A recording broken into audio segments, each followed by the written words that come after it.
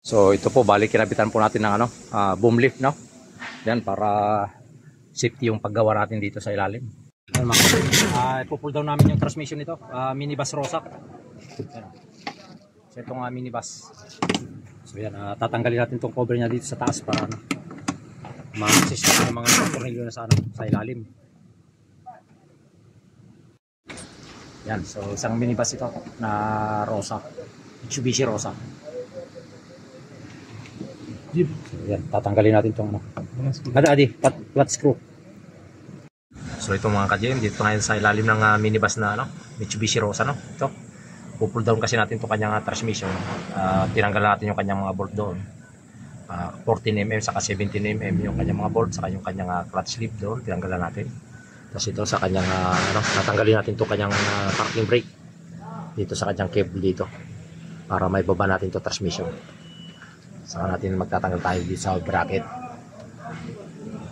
Yung kanyang drive shaft, natanggalan natin. Kanyang propeller. So ito. Yan. Mahaba yung propeller nito. 3 dugtong. So pinalsuan natin doon. Saka yung nakalala yung crocodile jack sa likod. Mahirap ang gumapang dito sa ilalim. Tapos dito pinatong natin sa rim na may gulong. Tapos inalalayan natin ng jack stand, saka may jack din sa harapan, no? Para safety tayo. Bali itong minibus na ginagawa natin mga ka-GM, pupull down natin yung transmission niya. Yan, naangat na natin, no? Natanggalan natin yung mga bolt niya sa ilalim.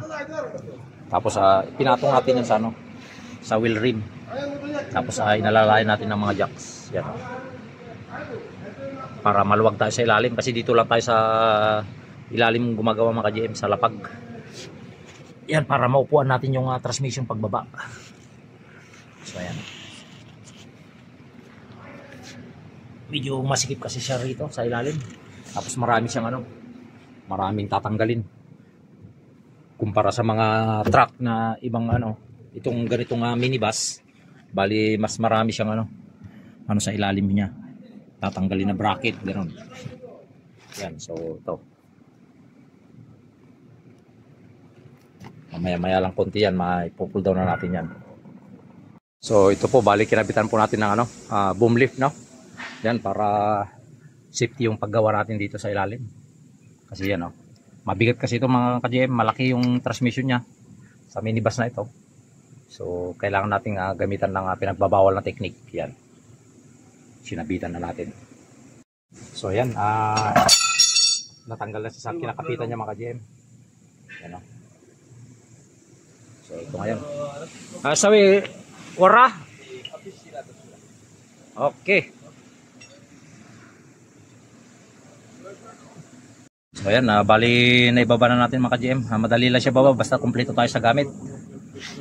Yan. So ngayon, i-atras lang natin yung transmission, tapos tatanggalin natin yung kanyang mga bolt dito sa pressure plate para matanggal natin yung kanyang clutch. So ito naman ka-GM, natanggalan natin yung kanyang clutch lining. Tapos itong kanyang pilot bearing, papalitan natin din yan. Kasi magaspang na siya. Ito siya, yan, ubos na ubos talaga. Yan, kung makikita nyo. Sobrang alikabok. Papalitan natin itong kanyang clutch disc, saka yung pressure plate. Ito. Yung isang set na yan. Lahat na yan, papalitan natin. So ayan, at kukunin natin yung bagong parts. Kasi so ito na yung mga bago nating pyesa, yung kanyang clutch lining, saka yung kanyang pressure plate. So ayan po, no. At mayroon din tayong release bearing dito, tapos yung kanyang clutch master saka clutch sleeve papalitan din natin mga ka-GM kasi may leak na siya.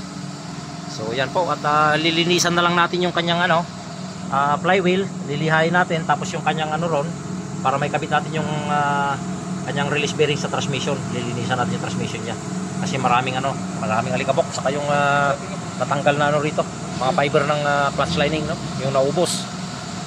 So ayan po, at ito po yung ginagawa natin ngayon.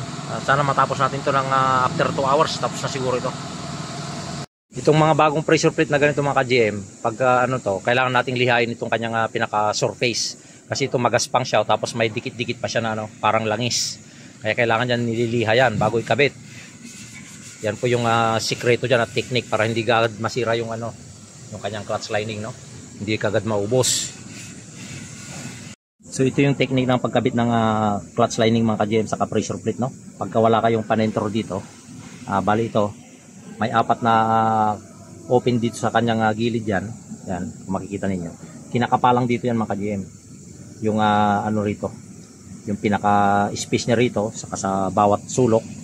Yan, kakapain lang yan. Kung pare-parehas siya, yan, pwede na nating dahan-dahan na higpitan yung kanyang mga bolt. 14mm lang naman yung mga bolt nito. Yung iba 12mm. Kaya yan, madali lang yan. Kahit wala tayong panentro, yun yung technique natin dyan. Dito kakapain lang sa sulok dito sa bawat kanto.